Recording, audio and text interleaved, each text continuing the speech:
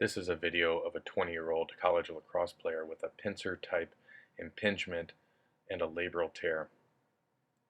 At the top of the screen is pictured the labrum with a metal probe, which I am probing the area of the labral tear. Below, on the bottom of the screen, is the femoral head. Once the labral tear has been identified, I dissect behind the labral tear and identify the acetabular rim, where I resect bone from the acetabular rim so that the pincer lesion is eliminated. I then will remove excess cartilage from the acetabular rim behind the labrum, and then will turn my attention to fixing the labrum back to the acetabulum.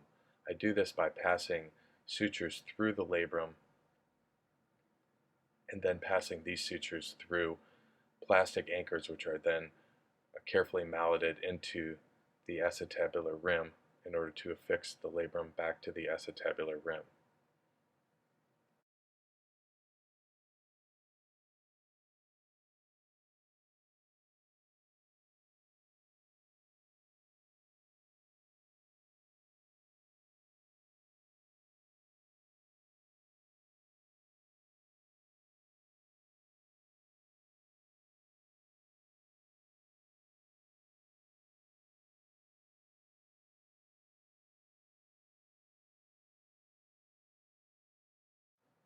Once both anchors have been placed, after the sutures have been passed, I then probe the labrum to assess for stability.